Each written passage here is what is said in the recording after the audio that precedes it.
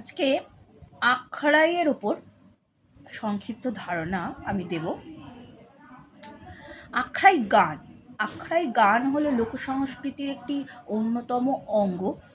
অন্যতম আখড়াই গান অষ্টাদশ শতকের শেষে এবং ঊনবিংশ শতাব্দীর গোড়ার দিকে পশ্চিমবঙ্গ রাজ্যে প্রচলিত হয়েছিল, যা বিশেষ রীতির প্রচলিত গান, জনপ্রিয় গান।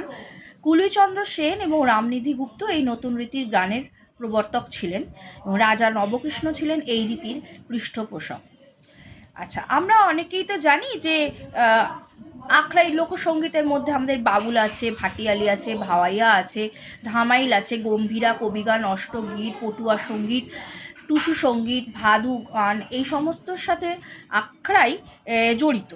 আখড়াই দেখা যায় যে আখড়াই সেন যুগের আমলে নৃত্যগীত সহযোগী যে শাস্ত্রীয় গীতের প্রচলন ছিল, তারই একটা শাখার নাম হলো আখড়াই।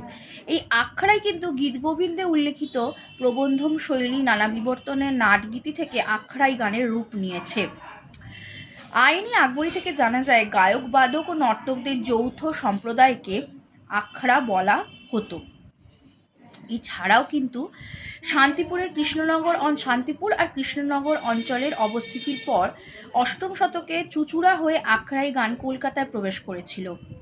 আখড়াই গানে কিন্তু ঢোল, কাঁসি প্রভৃতি দেশীয় বাদ্যযন্ত্র বাজানো হতো। চুঁচুড়া অঞ্চলে এই ঢোল, কাঁসি থেকে হাঁড়ি, কলসি মিলিয়ে মোট 22 রকমের বাদ্যযন্ত্র ব্যবহার করা হতো। সেই জন্য সেখানকার দলের নাম হয়েছিল বাইশেরা। এবং আখড়াই কিন্তু দু ধরনের ছিল, একটা হলো খেউর আর একটা হচ্ছে প্রভাতী।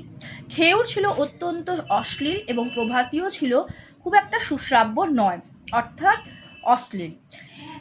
মনে করা হয় যে গৌড়বঙ্গ উদ্ভূত হয়ে শান্তিপুর, কৃষ্ণনগর অঞ্চলেই এর বিস্তৃতি ঘটেছিল। যাই হোক, আখড়াই সম্পর্কে সংক্ষিপ্ত ধারণা আজ আমি আপনাদের সামনে উপস্থাপন করলাম। ধন্যবাদ।